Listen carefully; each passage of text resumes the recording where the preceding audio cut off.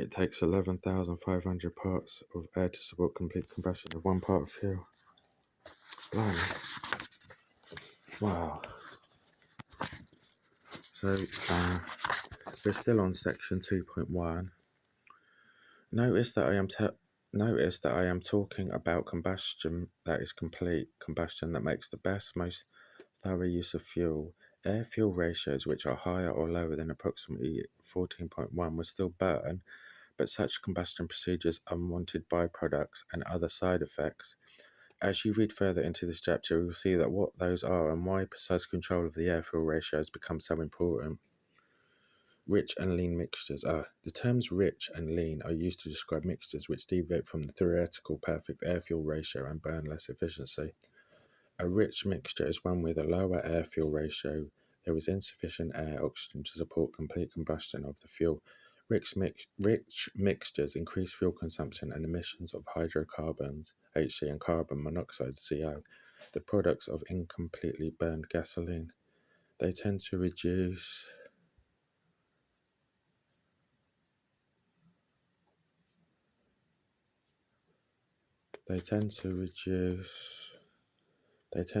power, increase carbon deposits, and in the extreme case, foul spark plugs and dilute the engine's lubricating oil. Enrichment is the process of metering more fuel for a given amount of air to produce a rich mixture. So, rich mixtures contain more fuel than can be completely burned in the given amount of air. So it's more than 40. So it's, you've got less. A mixture is rich if you've got less than 14 to 1 air to fuel. So we've got 1, 2, 3, 4. Yeah, based on that other diagram. This is the perfect mixture, 14 to 1, approximately. Is this by mass? This is rich. There's too much fuel. Less than 14 to 1, isn't it? Less than 14 to 1. Yeah. A lean mixture is one with a higher air-fuel ratio. There is more air than necessary for complete combustion of the fuel. The fuel will burn completely, but more slowly and at a higher combustion temperature. Lean mixtures reduce power, elevate engine temperature, and increase emissions of oxides of nitrogen, NOx, a product of combustion at excessively high temperature. They also tend to cause drivability problems. In the extreme case, the high temperatures resulting from lean combustion will cause preignition, violent untimed combustion of the mixture, which has the potential to cause serious engine damage. So a lean mixture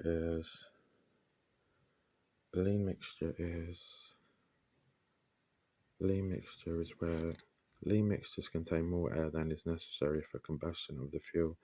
Inferior combustion reduces power and can cause engine damage. So there's not enough fuel. There's more air than you need. So this one, there's less air than you need. This one is more air than you. Sorry. Yeah, this is more air than you need. Lean, more air than you need. Rich, less air than you need. Perfect, approximately 14 to 1. Stoichiometric ratio.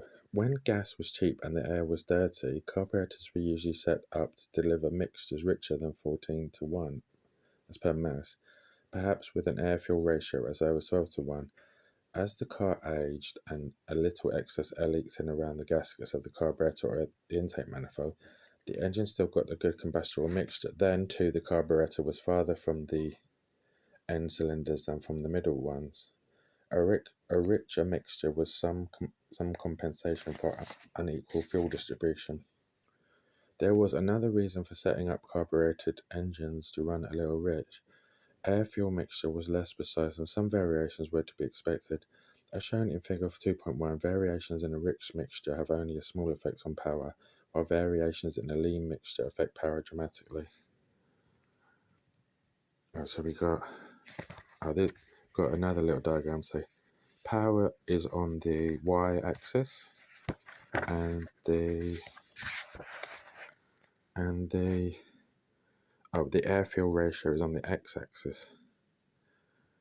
So it says rich air-fuel variation power change, lean, some variation, lean air fuel, power change. Oh, sorry. Same variation, lean air fuel. Oh, power change. Which air fuel variation? Power change. Same variation, lean air fuel, power change. Lean. Variation in a rich air fuel ratio makes much less difference in power than the same variation in lean air fuel ratio.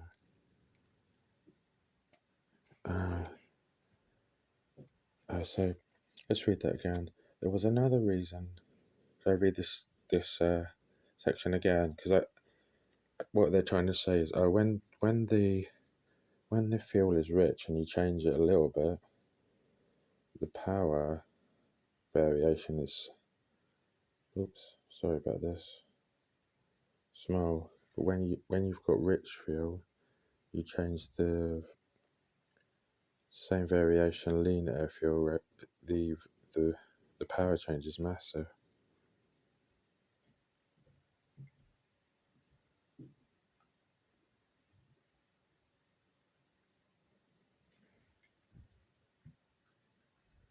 When gas was cheap and the air was dirty, so I'll read the section again.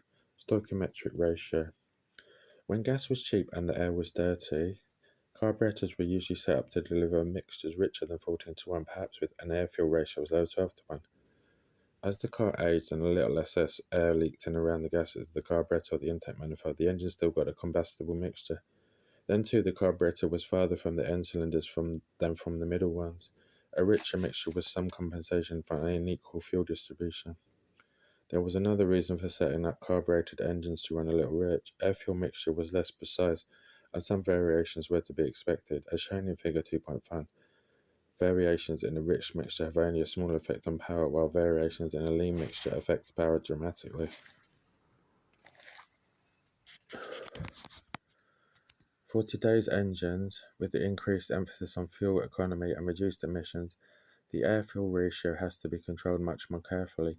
The ideal air-fuel ratio, the one which yields the most complete combustion and the best compromise between lean and rich mixtures, is 14.7:1. This is called the stoichiometric ratio. This mixture is neither rich nor lean, so that's the perfect. So it's not 14:1, it's 14.7:1. That's lambda equals 1, 14.7:1. Figure 2.6.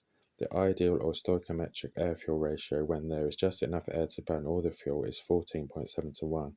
This is also described as lambda equals 1, the ratio. The excess air factor lambda. The stoichiometric ratio can also be described in terms of the air requirements of the engine. Bosch calls this the excess air factor and represents it using the Greek letter lambda. At the stoichiometric ratio, when the amount of air equals the amount required for complete combustion of the fuel and there is no excess air, lambda equals 1. I wonder why is it called stoichiometric? I think it was that some kind of engineer? Alexa, what's the stoichiometric ratio? From Bygist.com. Stoichiometry is the way how we calculate the amount of the reactants and products in a chemical reaction by applying the rule of ratios in accordance with the law of conservation of mass. Wow. Alexa, pause. So the ideal or stoichiometric air-fuel ratio when there is just enough air to burn the fuel is 14.7:1. When there is excess air, air-fuel ratio leaner than stoichiometric, lambda is greater than 1. When there is a shortage of air, air-fuel richer than stoichiometric, lambda is less than 1.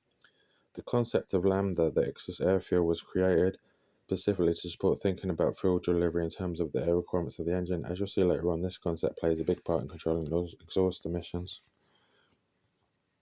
So I guess we could take a break there because that's the end of section. That was section. Oops. That was so I've done the introduction and the air fuel ratios. introduction done, air fuel ratios down, the basic combustible mixture done, rich and lean mixtures, stoichiometric ratio, the excess air factor lambda. So thanks for watching. Can you please like and subscribe to the video? Then I can start. I'll do the next one. Will be the next video will be drivability and emission control and fuel economy. Please like and subscribe so I can make more videos. Thanks for watching, and please leave any comments. Thanks.